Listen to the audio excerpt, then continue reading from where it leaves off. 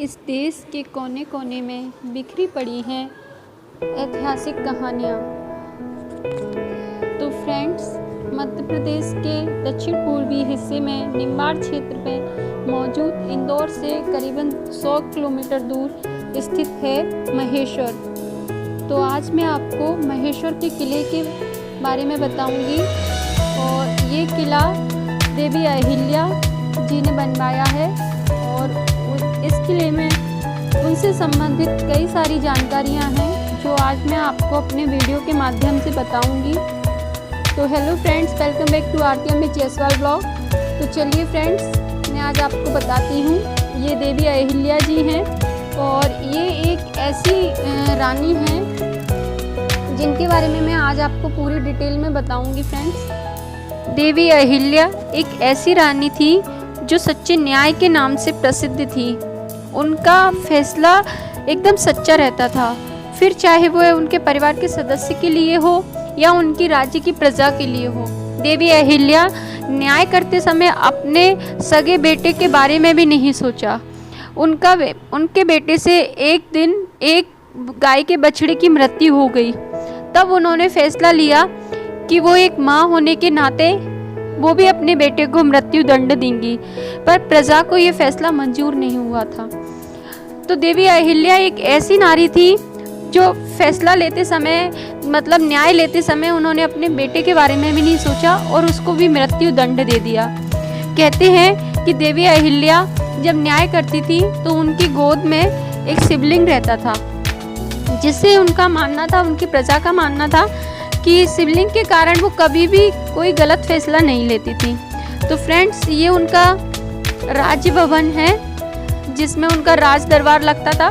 तो ये उनकी पालकी है जिससे जब भी वो नगर में भ्रमण करती थी तो इस पालकी में बैठकर जाती थी। तो आप सब देख सकते हैं कि कितनी सुंदर और कितनी प्यारी है उनकी पालकी। और यहाँ पर कुछ गाय के बछड़े, गाय और यहाँ पर के हाथी वगैरह की जो मूर्ति है वो बनी हुई है। एक तोप रखी हुई है पुरानी उनके ज़माने की, और यहाँ पर हम फ़ोटो वगैरह क्लिक कर सकते हैं। और इसके अंदर हम प्रवेश करेंगे। इसको राजवाड़ा के नाम से भी जाना जाता है। तो जैसे ही हम इसके अंदर प्रवेश करते हैं तो वहाँ पर है कि बाहर स्लीपर वगैरह जो भी आप पहन कर जाएँ तो वो बाहर ही उतार देते हैं। और उसके बाद से अभी कोरोना काल चल रहा है तो ज़्यादा पब्लिक नहीं है यहाँ, ऑडियंस नहीं है यहाँ। तो इस तरह से देखिए आप, बीच में ये राधा कृष्ण की मूर्ति है और ये पेड़ और ये मूर्तियाँ देवी अहिल्या के ज़माने की ही हैं। और यहाँ पर एकदम साइलेंट रहती है ऑडियंस जो भी आती है। और ये है वो दरबार जहाँ पर वो न्याय लेती थी। इस तरह से यहाँ पर जो भी उनके राज दरबार में जो भी मौजूद रहती हैं वो सब यहाँ पर रहते थे। और आप देख सकते हैं कि देवी अहिल्या जी यहाँ पर बैठी रहती थी और यहाँ से वो अपना न्याय लेते थे। और इतना अच्छा दृश्य लगता है। आप जब भी आपका इंदौर साइड जाना हो तो आप 100 किलोमीटर दूर महेश्वर ज़रूर जाएं। आपको बहुत अच्छा लगेगा महेश्वर में। और नर्मदा नदी के तट के किनारे है और नर्मदा नदी वहाँ पर अच्छे से बहती है। मैं आपको बताऊंगी वीडियो में आगे। तो आपने देखा फ्रेंड्स, उन्होंने अपनी गोद में एक शिवलिंग लिए रखा है और ये उनके ज़माने की हैं। ये कुछ मूर्तियाँ हैं जो अभी भी उनके दरबार में हैं। इस तरह से ये सारी मूर्तियाँ उनके दरबार में अभी भी हैं वहाँ पर, जो आपको देखने को मिलेंगी। कुछ उनकी पेंटिंग वगैरह हैं वो भी आपको देखने के मिलेंगी। और ये उनके जो परिवार के सदस्य हैं, जो उनके सभी के नाम हैं इसमें। हरिराव होलकर, श्रीमंत काशीराव होलकर, सभी के नाम हैं इसमें।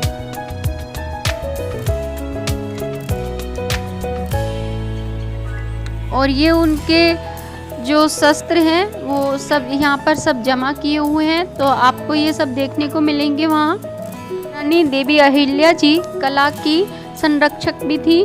तो उन्होंने सूरत के कलाकारों को यहाँ पर महेश्वर में बुलाकर रखा हुआ और वहाँ से उन्होंने सूरत में साड़ी साड़ियों का व्यापार करना शुरू किया। और यहाँ पर महेश्वर में सिल्क की और जो सिल्क धागे की बहुत अच्छी साड़ियाँ बनाई जाती हैं। तो ये देखिए फ्रेंड्स, यहाँ पर ये साड़ियाँ बन रही हैं और इस तरह से यहाँ पर साड़ियाँ बनती हैं। और आपने जो मैंने आपको इमेज दिखाई थी, पिक दिखाई थी साड़ियों के, इतनी अच्छी इतनी प्यारी साड़ियाँ मिलती हैं और एकदम रियल क्वालिटी में।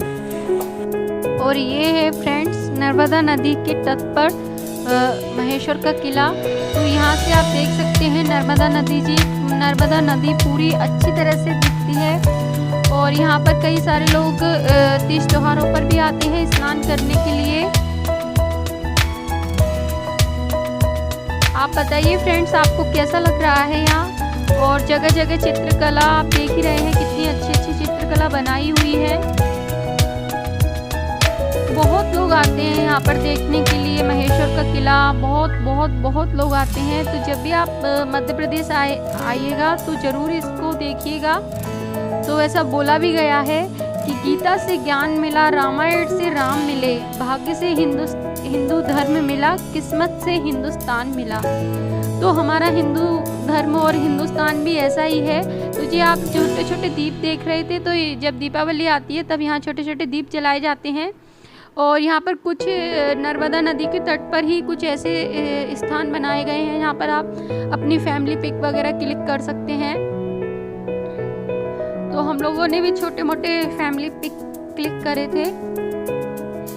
और देवी अहिल्या जी जो थी रानी, वो इतनी बड़ी शिव भक्त थी कि हमेशा अपने हाथ में, अपनी गोद में एक शिवलिंग को लेते हुए चलती थी। और उन्होंने एमपी नगर में बहुत सारे शिवलिंग के मंदिरों की स्थापना करी।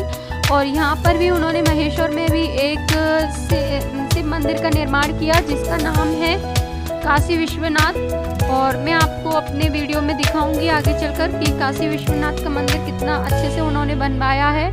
और काफ़ी लोग उसको देखने भी आते हैं और पूजा भी करते हैं। तो ये काशी विश्वनाथ का मंदिर है जो अहिल्या जी ने बनवाया था। यहाँ पर ये शिवलिंग की स्थापना की गई है।